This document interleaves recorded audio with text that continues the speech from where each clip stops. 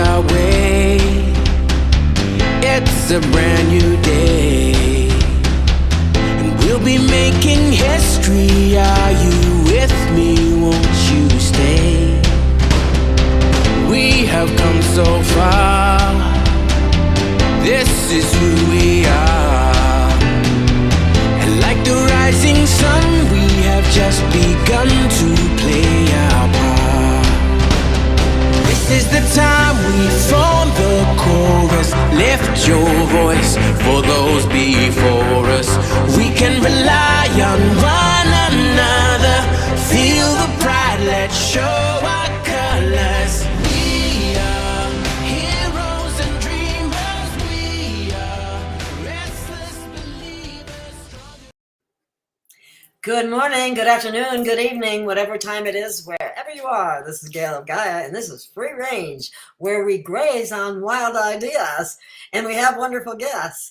And we have a young man with some wonderful ideas about unity and consciousness. And I am so delighted to bring on Isaac Mars. You will find him delightful, I'm sure. Hello, how are you? I am fantastic today, Gail. It was a pleasure meeting you this weekend. What a wonderful conference we had, right? Oh, it was. I enjoyed it immensely and met a lot of wonderful people and guests and so on. It was cool. I liked it. Beautiful. Good old Thunder Beat. She puts together a good show. Exactly. Well, you have this book out, and I have a copy of it too. It's called Unity Theory. And I didn't know, our reflection's a little funny, but it's very interesting topic at this time. It's also very timely. And I would like to give you the floor to kind of go where you want to go about it. Maybe tell a little bit more about yourself and then take it from there. And maybe we'll get questions too, because it looks like we got a hello from somebody. So you might get a few questions along the way. So sounds great. If anybody has any questions, if anybody has any questions, feel free to put them in the chat, and I'll tell you guys a little bit about me, what I'm doing, and then if you have anything to interject at any point, Gail, just let me know. And if not, I'll just jump straight into a very brief version of my PowerPoint from the conference this past weekend. And if anybody's interested in checking that out, then they can find me on my YouTube channel, which I'll be on the show later on. So a little bit about me. For those of you who don't know, I am Isaac Mars. I am a self-taught physicist, meaning I do not have a formal degree within the matrix. I basically had a full left brain spiritual awakening, which is kind of peculiar. Most of the people that I meet, especially in Sedona, have experienced a spiritual experience or an intuitive experience, a feeling of oneness that completely changed everything for them. And they could see through the veil of illusion even for a brief time. But that experience is what was the catalyst for their awakening. But for me, I was a very different case. I was working on a science fiction novel that I had spent years crafting in regard to the characters, the plot lines, the timelines. And I finally started writing the book in the beginning of 2021. And in late January of that year, I realized by the second chapter that I needed to describe time to my readers.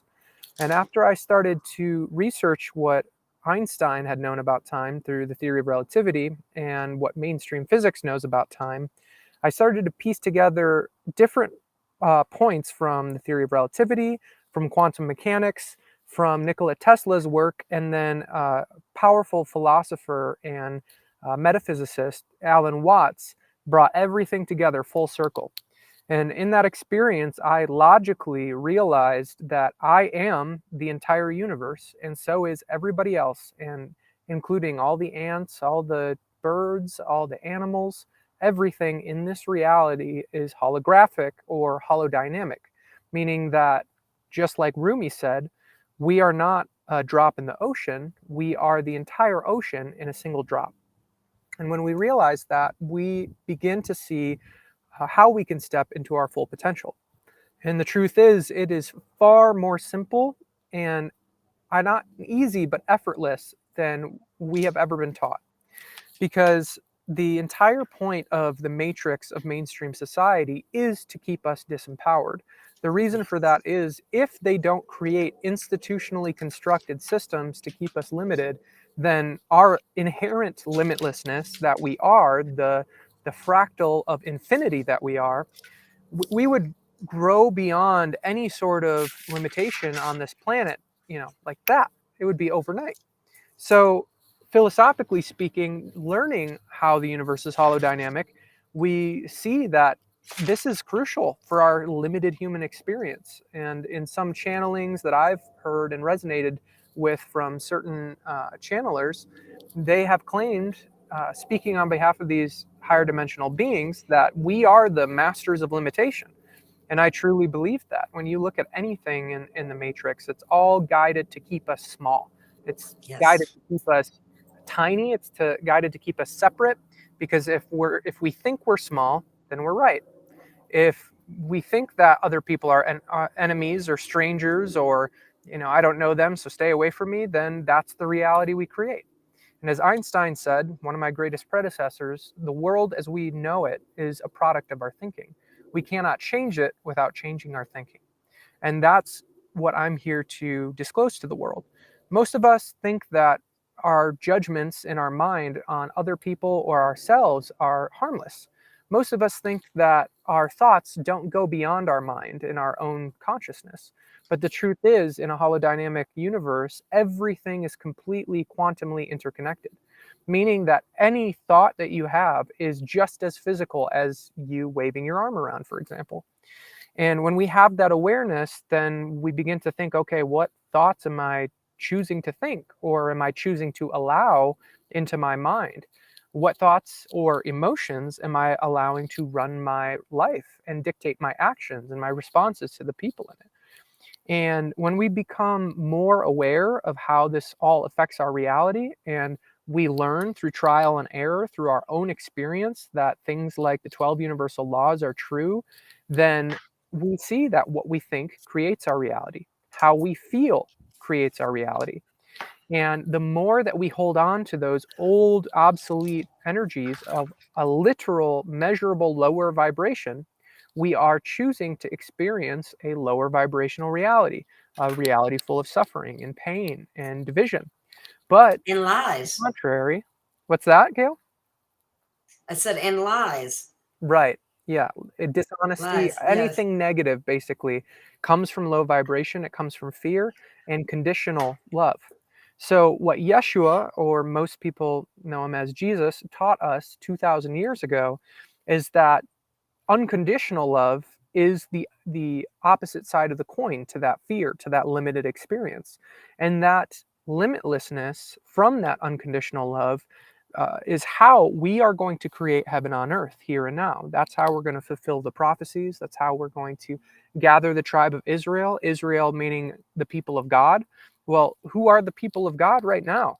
When I look at mainstream society and I look at all the religions, I look at the Christians, I look at the Muslims, they claim to be people of God, but what are they doing to truly better the world when most of the things that they're doing in these mainstream arenas are built to divide, built to cause shame and doubt and guilt, fear. Yep.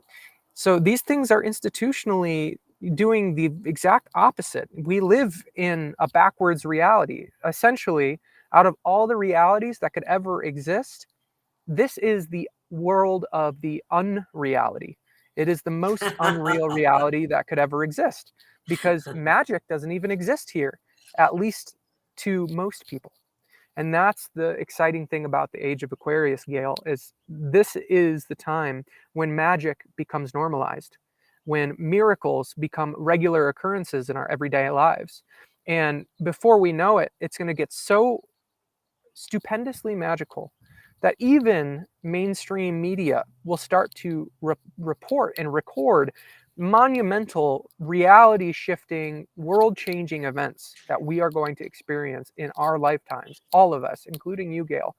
And not a single one of us needs to be left out of it if we don't want to, because the more that we learn about how reality works, then the more we realize none of us have to clock out if we don't want to. We can reverse age. Aging, for example, this is one thing I didn't get to in my talk over the weekend, but I really wanted to put a slide in there. Aging is a mental illness within the collective consciousness. Yes. We are taught, oh, you age, you get old, you're gonna get ill, and then your hair's gonna go gray. And that's not the normal thing in any other plane in this reality. In any other reality, we determine how fast we age. We decide, oh yeah, this would be a good length of life in comparison relative to the other species within the universe. And humans are creating these horrible experiences, getting cancer and tumors. That's not going to be my reality, not for 1 minute. And when a bunch of us at this level of awareness begin to co-create from that energy, and we gather together, we unify our intentions, that will create a huge shift within the entire collective consciousness, because anything of a higher vibrational nature is innately more powerful than low vibration. So if most of the world wants to create from a low vibration perspective, that's fine. But once we get this bubble reality, this small collective consciousness of people with extremely refined vibrations, then the collective low vibration, that's not the main way that we create. That's not the main source of this reality. We would become the main source of this reality, meaning we would respect all those beings that have those low vibration experiences, but our authority would take the reins of the whole story, and we would immediately activate abilities, reverse age, have static ages. For example, I was guided on my 27th birthday to always be 27 for as long as I need to be. When somebody asks me, come September 2nd this year, how old are you? I'm going to say I'm 27. And the year after that, I'm going to say I'm 27. And if people ask me how long I've been on the planet, then they'll get a different answer. 28 years, for example, is how long I've been walking the planet right now. But the more that we all begin to believe in the unbelievable, the more that the unbelievable will begin to manifest. And the laws of physics, quote unquote, that we have been taught will be completely reimagined. The laws of physics are only what they are because we have been taught that's what they are. So yeah, it's a very exciting time, Gail. Do you have anything to... It is. Well, I was going to ask you, do you think that they're keeping us in this, and plus we're responsible as well, in this lower vibration of fear-based thinking is actually also part of what hinders our innate gifts and abilities that are greater than what most people think that they have? Oh, absolutely. That's right on the money. The biggest issue in the lives of star seeds are the programs. That's what it comes down to. In the programs, for example, I heard from multiple people, if I'm not mistaken, about a story in China where a young girl who was born with her gifts intact. She was able to wave her hand to an audience of people all holding unblossomed roses. And the second that her hand went like this across the audience, all the roses in the entire audience bloomed and were in full blossom. And the Chinese military allegedly tried to harness her abilities for their own purposes, and they tried to force her to do it. And the second they tried to force her to do anything, she went into fear and she couldn't even do it anymore. So that's the reality of how important the energies are that we carry within our being. There's a lot of people out there in the spiritual communities and the awakened communities that, there is a level of, oh, I've already done the work. Oh, I'm already here. But the thing is, if we think that we're already done with the work and we're not levitating, we're not flying yet, we're not, going on a diet of sun and air and water and that's it, then there are ways where we can still grow. There's ways where we can still tap into our superhuman capabilities. And that's the next step for humanity. The more I know, the more I realize how much I don't know, and there's more to learn. Absolutely. Being a of life. Absolutely. And that's something that I feel in my heart too, is I like to teach a lot about these new physics that we're reawakening to, but the thing is, I am a student just as much as anybody else.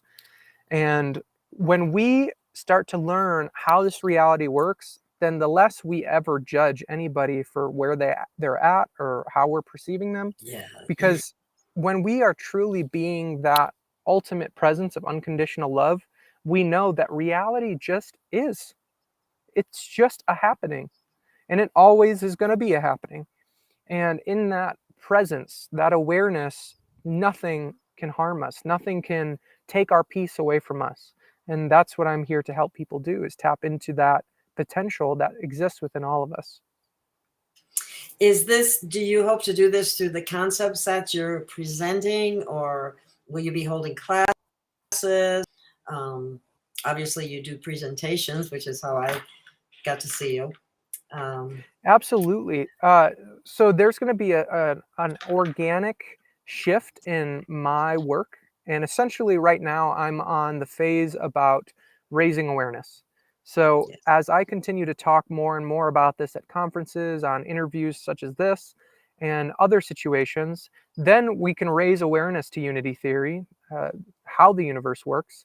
And then organically, I am also a spiritual guide. So over this natural shift in the energy, I'm going to be working with others, collaborating on retreats and collective evolution experiences. And what a collective evolution experience is, when I'm running it, is specifically we get a large group of people that are all ready to let go of trauma, to let go of old cycles. And we would get in a circle and we would all start sharing about the difficulties that we are going through, that we are transforming. And as a facilitator in one of those experiences, which most likely would be me in many of these scenarios, is reflecting back to the individual on the part of the circle, what they're going through and how they may have got there, what the root consciousness or the root source in their consciousness that is manifesting that cycle, where that's coming from. Then the entire group can share in that awareness, in that experience.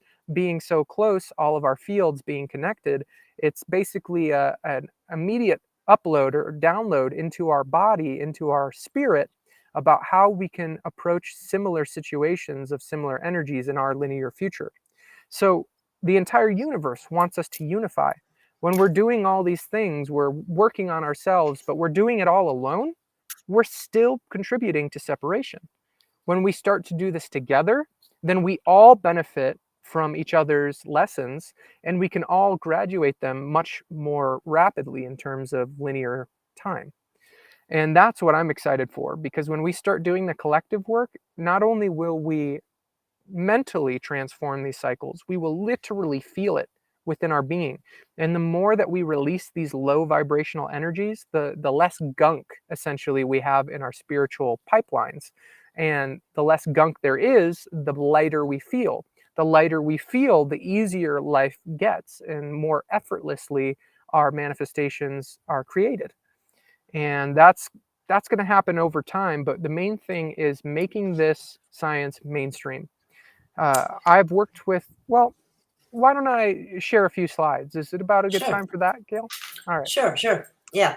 So I'm going to share my screen.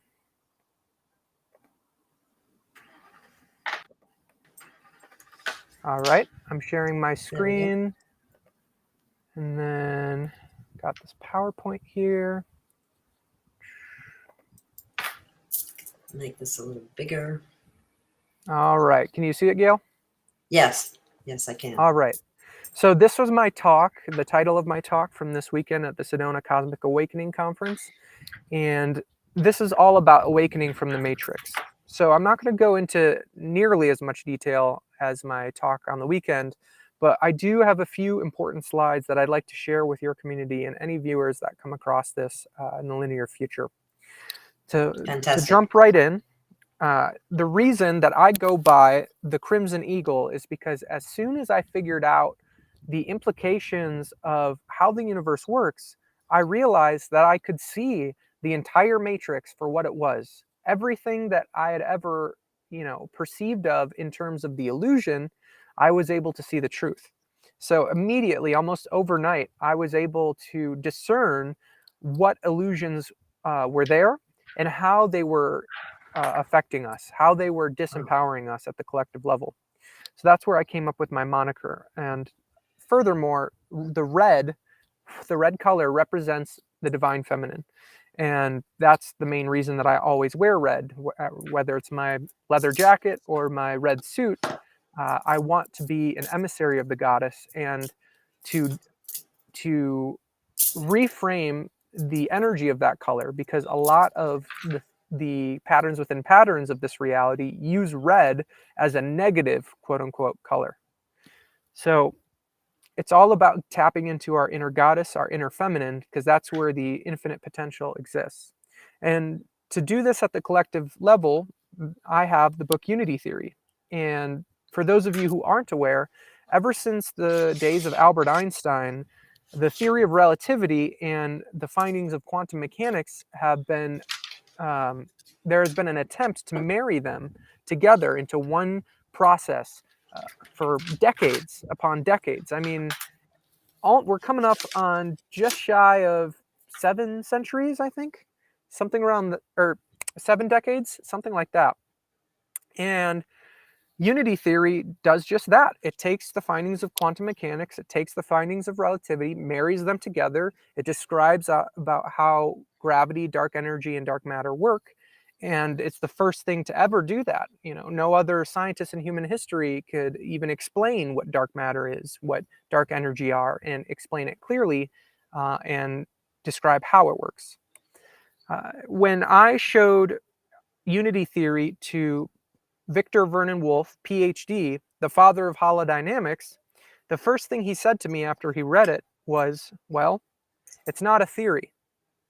And that was it. Those were the only words he said to me, basically confirming that everything that I had discovered and I had reported in the book was absolutely correct.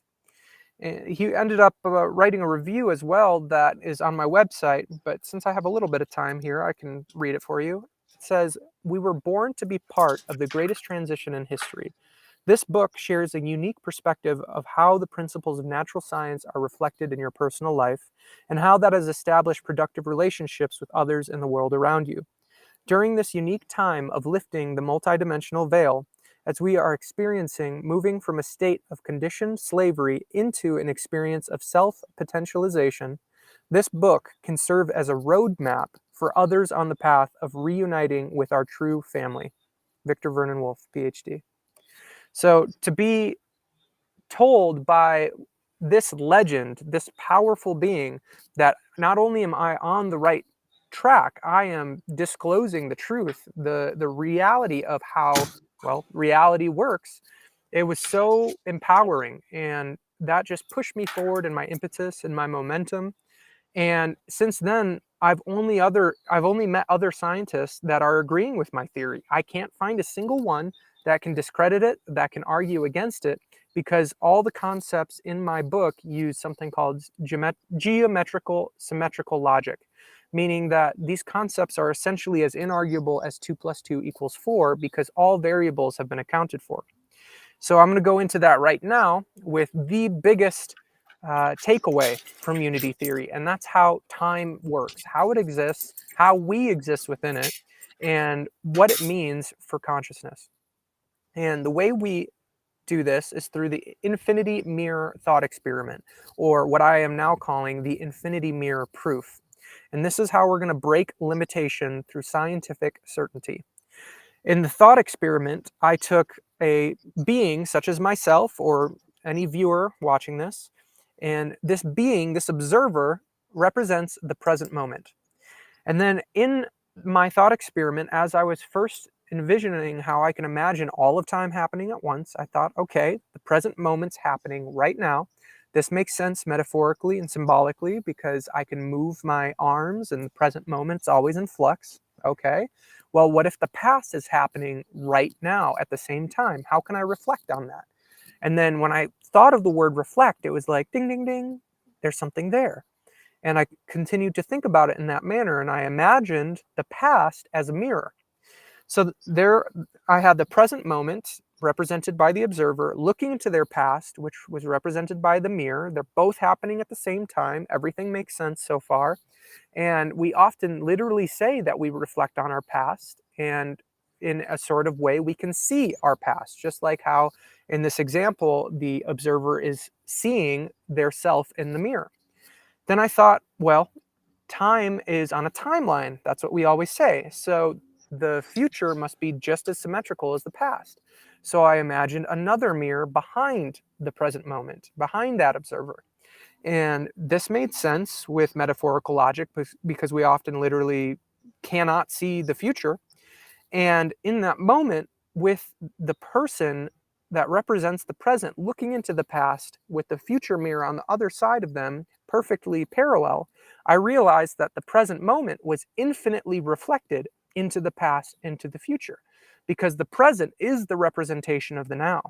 And in this realization, I had the epiphany that all of these moments on the single timeline already exist.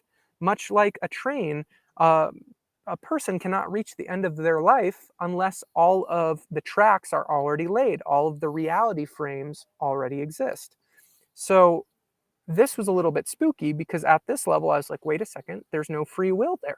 I'm just riding on this roller coaster of experiences. But then I thought to myself, no, I know free will is real. I know it. I can just feel it in my heart. So I began to imagine how I could account for that using the same mirror experiment. So I took what I would call timeline X, and I imagine, what if I went to a pizza shop for breakfast, for dinner, and I thought, okay, here's timeline Y. Instead of pizza, I'm going to go get Chinese or something. And I thought, well, that's just one example of a decision. And how many other choices could I make? I could go to get Mexican food. I could go to get Thai. And we're always constantly making decisions throughout our lives. So I thought, well, at the end of the day, there are an infinite number of decisions. And in that epiphany, in that moment, I took the past mirror and the future mirror, and I infinitely multiplied it around the present moment, and I got the infinity mirror sphere. And this sphere is a perfect example of geometric unity, because from the center point of the sphere to every possible point on the surface of the sphere, there are an infinite number of points, or in this thought experiment, there are an infinite number of timelines, meaning that the only way that we could have free will, the linear experience of time, which is the shifting on the singular timeline, and for all of time to happen at once, there absolutely has to be infinite realities, infinite timelines, infinite moments, whatever way you want to look at it. Our existence is completely infinite. We are the singularity of all possibilities. And when we realize that, that means there is absolutely no limit to our potential. And recently, not originally in my book, but over the past few months, I came up with / received from my full potential self the diagram that you see before you now, called the triune model. And a triune is a trinity. It is a 3-in-1. And one day I was just sitting in my apartment, and suddenly I thought, I need to find a way to describe reality simplistically to help us get out of our shadow, to help us get out of our mental slavery. And that's when I got this download. And essentially, if you're looking at it, I have simplified this as much as I can. What you see before you are 2 levels of awareness. At the higher level, you see the truth of unity, which is represented by the all. The all is everything. It is the entire universe. And from this state of awareness, we see reality as non-dual, meaning there is no good or bad. Everything simply is. And then if you look at the lower level of awareness, you'll see an icky dark line that shows how the all is separated through perception into both the shadow and the light. And this is what creates the illusion of separation. And this is the great ego trap of duality that keeps us limited, keeps us separated, keeps us easily manipulated as a people. And the ego trap not only keeps us in that good and bad, but it also suppresses our inner child and continues to suppress and oppress our feminine side. So in this reality, because all of the spiritual teachers, all of the channelers throughout hundreds to thousands of years have all reported the same pattern, and that is the sun or soul, S-O-L, is represented by a male energy, and Gaia, Earth, is represented by a female energy. And these energies are in this sort of divine union. So for Earth to lower her vibration down to this level of 3D reality, of suffering, of pain, she chose to experience that pain as well. For example, we are essentially the thoughts of her consciousness. We are creations of her literal energy. You know, the makeup of our bodies is Gaia. And so in this reality, the feminine energy is not bad. It is simply the energy that has been demonized and traumatized to host what we would call parasitic programming. And that parasitic programming is fear itself, because fear can only exist if we feed it. And on the other side of the triune model, we see blue representing the masculine energy. And masculine energy is not good. It is simply the energy that has been conditioned and programmed to feed the parasitic programming of fear. And I'll explain this in a little bit more detail in a few slides from now. So this has been helping me tap into my greater awareness of how I can be more fully present with myself, because the only time that Isaac really exists is when I'm in that non-dualistic state. And I'll explain why in a moment. So at the top, we have the all, which represents unity, non-dualism, quantum consciousness. Remember, this is the quantum interconnectivity of everything within the universe. Everything imaginable simply is. And the way that we create harmony in this experience through the awareness of the all is through neutrality. It's no longer good and bad. It is accepting things as they are, because acceptance is part of unconditional love. And to reach our full potential with this awareness, all we must do is balance our masculine, feminine, and inner child, that sacred trinity. A good example of the all is unity theory. It is essentially a crystallization of the information of the consciousness that we are here to embody as warriors of light, warriors of the rainbow from the Hopi prophecy. And to do that, all we need to do is walk the walk. You know, there's a lot of talking going on, and there has been for hundreds to thousands of years, but now it's time to walk the walk in the age of Aquarius. And the thing about unity theory is that it corroborates the truth behind the 12 universal laws, the law of attraction, the law of correspondence, the law of perpetual transmutation of energy. All of these laws are extremely real, meaning what we think, what we emanate in terms of our thoughts and our emotions and our feelings, that creates our reality. So since there are infinite realities per the infinity mirror proof, then what experience do you want to have? Do you want to have an infinitely high vibration experience or an infinitely low vibration experience that could be, you know, akin to what we would imagine hell to be? Because really, that's what we're doing in this unreal reality that we're living in. Then we have the light. Now, I bet most of you watching this would think that the light is a good thing. But the thing is, that's the whole trick. That's what we've been programmed to believe. We've been programmed to believe that light is good and darkness is bad. But that is the illusion of separation.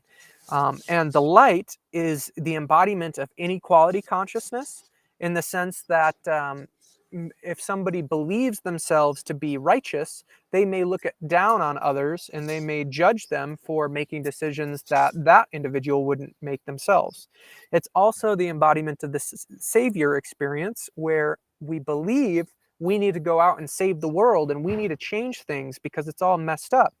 But the thing is, when we're doing that, we're actually unconsciously projecting our need to be saved. We're projecting our desire for someone to help us onto everybody else. And that's not what's going to ultimately help the world. And the truth about our charged light, I'm saying charged in terms of our psychology on the planet, because we have charged up our light to be this sort of protector, savior persona, we actually become enslaved to it. And it's the fear and the emotions that we have within us that are tapped into to sort of manipulate our light into doing things that we think are coming from us, but it's actually not. And this creates a reality of overactive masculinity and the suppression of our femininity and inner child.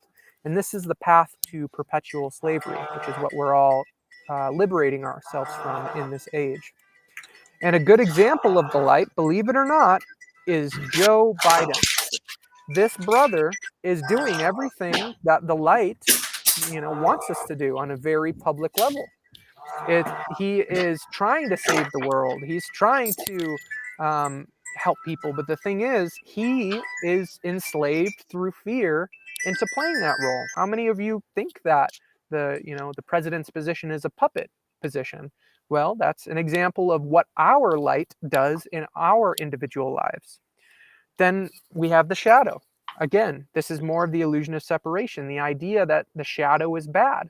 But this is what taps into our ego. This is not heart consciousness. This is the embodiment of separation consciousness and the victim experience. And the thing about the victim experience is the universe creates what we are putting out for us to experience. So if I think I'm a victim and I keep putting that energy out and people keep validating that, and oh yeah, you're a victim, then that's all I'm going to be experiencing. So that awareness, that level of consciousness actually perpetuates war. It perpetuates suffering when we believe we are victims. It's when we believe that we are victors and that we are overcomers that we can rise above anything. And in rising, learn more about heart consciousness, learn more about the truth of this reality, and create from that higher level of awareness. The shadow is fed by harnessing our fear energy.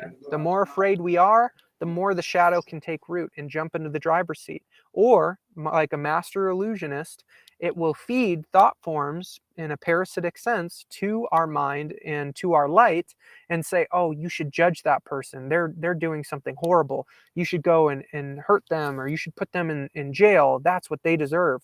But the thing is, that just perpetuates more separation. So when our light listens to the shadow, that's when we really shoot ourselves in the foot. The shadow is the path to perpetual suffering. So in duality, we're suffering and we're enslaved. So that's why the real version of us exists within the awareness of non-duality. A good example of the shadow is a character such as 11 from Stranger Things. Now, I don't have any, real life examples, real being from this reality, that I can use that paints such a clear, perfect image of how traumatized our collective shadow is, other than this character. I've met individuals like that in this reality, but I imagine they don't want me using their likeness. The point I'm making is that 11 has gone through almost all of the darkness that most of our shadow has gone through in this world. She was taken and studied by scientists, poked and prodded and tortured until her abilities were able to be used. She had to run away. She's been chased. She's been attacked by the dark agenda. And this is that victim experience. This is that consciousness that is heavily damaged and needs healing. But the thing is, the only way it can heal is when it's taught how to heal. Because nobody can heal anybody else for them. Nobody can save anybody else for them. We are our own saviors. So this is what happens in a world that is mentally governed. And as you can see on my screen, the words govern, mental create a very interesting word that we use in our daily lives. And as we can see, to govern is to control the actions or behavior of, and mental is pertaining to the mind. So what does governmental mean? It is to control the actions or behavior of the mind. So finishing up, not taking too long on this slideshow, here is a reimagining of the triune model. Now take a closer look and you'll see that the all, the shadow, and the light have been replaced. and so has feminine energy, masculine energy, and the inner child. And I've replaced them with these definitions to give you more clarity as to how important they are and how you can perceive them clearly. At the top, instead of the all, we have the self, or what we could call the true self. Again, that's the only place where Isaac Mars really exists. And when we go down to fear, we see, or the shadow, we see it's now the parasite. Again, fear can only exist in our experience if we feed it, if we give it power. The second we stop feeding it, it starts to diminish, it starts to go hungry, and eventually it will completely evaporate from our experience. And then we have, aside from the parasite, over on the side of the light, we now see the slave. We thought that our light was helping us, but that was the big trap. That was the ego trap. When we see our light as the slave, we can go into that neutrality, that non-duality, and we can accept everything as it is, since everything right now is already perfect. And we can still express ourselves. We can still speak our truth, even if it is, oh, I need to go help these people. If that's your truth, that's your truth. The whole point is to be aware of what you're choosing, to be aware of if your thoughts are actually coming from you, the true self, in that non-dualistic state, or are they coming from the traumatized emotions of the parasite? Are they coming from the hero savior like programs of the slave self or the light self? And in that neutrality, we can see clearly. Again, if you look at how feminine, masculine, and inner child have been replaced, the feminine part of us is the infinite mind. It is all infinite realities that are not happening right now. And that infinite potential is what leads us to synchronicity. That's what leads us to soul family. And if we shut down the infinite mind with trauma, with programming, then we get stuck in the singular mind, the masculine mind. And the singular mind is represented by this moment right now. This one moment out of all the infinite is the only real thing that exists in this experience. And when we take the infinite mind and the singular mind and we marry them together and we add an element of purity, of wholeness, of joy, then that is where we take these three energies, the masculine, feminine, and inner child, and combine them all together to create the full potential self. And in that energy, there is nothing that we cannot overcome. This is the most simple way of viewing reality. And if you, listening to this, watching this, decide to operate from this perspective, I guarantee you will start to see reality reflect back to you the most joyful, abundant, fulfilling experiences that you've ever had up until this point. Because we didn't even know. We forgot that we have been using our limitless capabilities against ourselves the whole time. So how do we create heaven on earth? Well, we bring the science of unity to mainstream society. Most people on this planet have no idea what's happening. And the only way that I see this helping them is by making it simple and easily accessible. And that's where unity theory comes into play. At my website, you can get unity theory for free or love donation. It's available to everyone. And again, I haven't found a single scientist that can argue against it. So if people out there start getting creative and they start calling out these scientists, these mainstream scientists, and for example, Lawrence Krauss is a good one to call out, or even Elon Musk in Tesla and SpaceX, to call out these people and say, hey, what you're doing is not even taking into account how reality actually works. Why don't you, talk to Isaac Mars, get this figured out? And only when that happens will we be able to finally tip the scales in our favor. This thing will go mainstream, and then the cat's out of the bag. Pandora's box is open for the better of this world. Another thing that we need to do is fulfill and break the contracts that we have with this parasitic power system. Something that I didn't go into during this little slideshow, but I did get into over the weekend is the SESTA KV Act. And the thing about the SESTA KV Act is we are contracting with it from the moment we're born and we get a birth certificate. And that is essentially the fuel system for the matrix. Listen to that again. Your likeness, your all caps name on your birth certificate, on all your corporate documents, your legal documents in the matrix, that is in contract with governmental energies. And those beings, those corporations, which are dead paper entities, are using that likeness, that all caps name, to make millions and billions of dollars off of your life force energy behind your backs. So the only way to stop that from happening is to fulfill the Sesta KV Act. And what is necessary to do that is to provide proof of life with witnesses. This is something that I help people through here in Sedona, Arizona. If you're interested in learning more, then you can find my email with the information at the end of my slideshow. Another thing we have to do in order to create heaven on earth is to unify within an exomatrix organization that mirrors our universal nature. And what that means is this system must be something that is not attached to parasitic corporations. It must be an idea or a state of beingness that can be universal, that can work for everyone in a manner that reflects water and the path of least resistance, something that reflects vibration. And as you can see in this picture to the left, that's exactly what I'm doing with my exomatrix organization, Life Force. Right now, it's in the early beginning stages, but as I release more content and I explain the premise of Life Force to the world, this thing is going to blow up, because Life Force is all about unifying us without taking away from our individuality.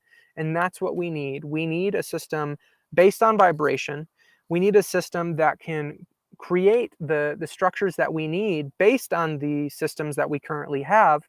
And by doing this, by unifying on this level, we will dissolve all borders. We will dissolve all walls, all barriers that keep us from unity consciousness at the global level. And last but not least, by any means, we must live by the spiritual compass of pure, unconditional love. And that is non-duality at its finest. So for those of you who are just learning about me, know that I am here to disclose the true science of reality and spirituality. My goal is to end all mental slavery. What I am here to do is to be a living example of heart and unity consciousness. And that's the only reason I've been able to go from where I was, in 2021, practically being a nobody, to speaking on powerful stages with powerful speakers alongside myself in such a short amount of time. And I am here also to unify our brothers and sisters of the Rainbow Tribe. What we are doing right now in this special age is fulfilling prophecy. So for those of you that want to get on board with me and that want to collaborate and want to help make this science go mainstream, this is my information. I am the Crimson Eagle, and you can find me at thecrimsoneagle.com. You can add me as a friend or follow me on Facebook under Isaac Mars, and all of my handles on Instagram, YouTube, basically all platforms, you can find me under @thecrimsoneagle. It's been an honor sharing the slideshow with you, and I'll get back to Gail.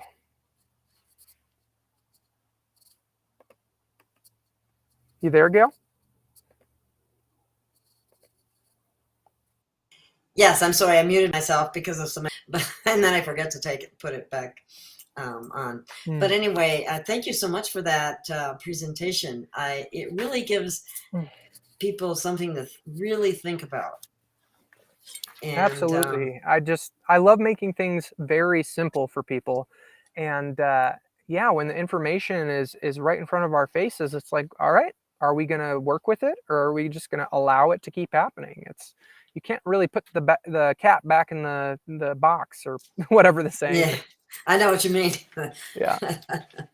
Okay. There was some statement that you made, and I think you've covered it somewhat too, but I just want to revisit it for a second. And that is that the true science of spirituality. Is that what you said, or did I say that wrong? Yeah, no. This is the science of spirituality. Spirituality. And what the point I'm making is the science of spirituality is the true science. That is the truest science that could ever be. And that's why for thousands of years, these yogis and these gurus and these monumental leaders like Yeshua and Gautama Buddha, that's why they were all saying the same thing. It's all right in front of our eyes, and it's hidden within every religion. Religion basically took spirituality and the true science of reality, and then it added a bunch of red herrings. It added a bunch of plot twists and trickster energy to keep us, convoluted and confused. A lot of negatives, guilt, sin, just being ashamed, being just all very low vibrational concepts. Exactly. And the biggest thing about this new awareness, this new science, or we could call ancient future science, is that we learn that we can choose our experience. We don't need to be a victim of this reality. We don't need to allow the perpetual suffering to continue. We can just say enough's enough, and we can step into our fullness. And that's how beautiful life is. And once you start walking that walk, there's no turning back, because it just gets easier and easier. It becomes more effortless. And when you are able to be in that energy, then you learn how to hold space for your brothers and sisters. And then it just becomes this beautiful collective uprising of powerful, essentially gods and goddesses. And that's the way I see all of you. I see you as brilliantly as I see myself. There is no above and below. That's duality. That's ego consciousness. We are all exactly perfect where we're at. And I'll tell you what, for those of you out there that feel like you're really stuck in that victim consciousness or that victim experience, know that I feel your pain and know how powerful you truly are. Because the only reason that we would take on so much pain and suffering is so that we can transform it on behalf of the entire collective. Meaning that all of you out there that are still in that experience, I see you. You are beautiful, you are powerful, but know that you do not deserve to continue holding on to that pain, that suffering, that guilt, that shame. You are just as deserving as I am, as we are. And it's time for all of us to hold hands as we all remember that together. The negative programming is something that once you become aware of it, then you can start to work on it. And I guess that's what some would call your shadow work. Because I find myself, a lot of things that you don't even realize are that negative, but are negative, and they impact you. And it's really quite an experience to be living at these auspicious times, really, because it is. The best is young, and our divine abilities are beginning to blossom. And the more we can bring ourselves into unconditional love, as you are expressing, in unity, that's what it takes. It could be a wonderful world. Exactly. And as Yeshua said in the great prophecy, greater things than myself ye shall do. And that's what we're here for. That's awesome. Well, I think this has been a wonderful presentation, and I'd like to have you come back again, and we can pick another topic, or take off onto another subject. That sounds great with me, Gail. It's a pleasure being in your presence, and it was so great to connect with you over the weekend and experience that powerful energy together. And if you ever need anything, let me know. If anybody out there needs any assistance with spiritual guidance, know that you can contact me on my website through my email. And I do not charge for my guidance. I only accept love donation.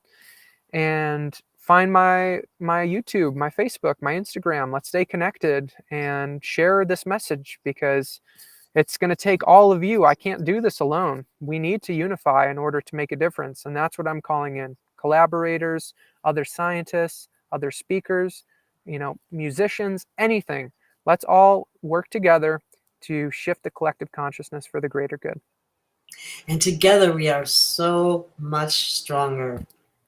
Once we embrace each other's essence and our divine essence, that's what people really need to tap into. Remember, you have an essence of the Absolutely. divine.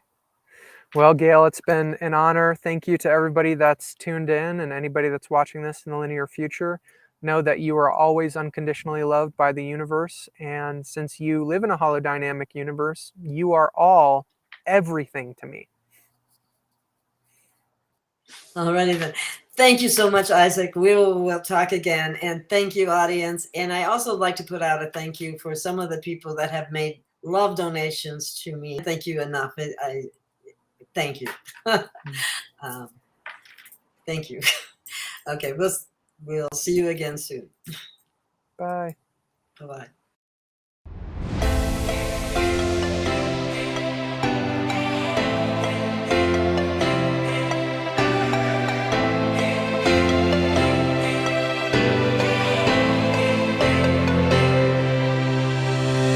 We have found our way. It's a brand new day, and we'll be making history. Are you with me? Won't you stay? We have come so far. This is who we are. And like the rising sun, we have just begun to play our part. This is the time we form the chorus. Lift your voice for those before us. We can rely on one another. Feel the pride, let's show our colors. We are heroes and dreamers. We are restless believers, stronger than ever. Never say never. Don't look back now, don't look back now. Rise up, stand with each other. We are sisters and brothers, finding our place and running the race. We'll take our chance and seize the moment. Hold on tight and don't let go of all your hopes and dreams that light the way.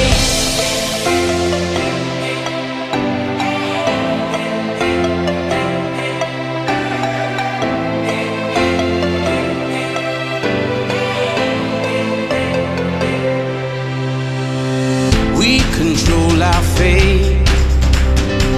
Destiny awaits. We are all the actors in the stories we create. Hope will be our guide. We'll no longer hide.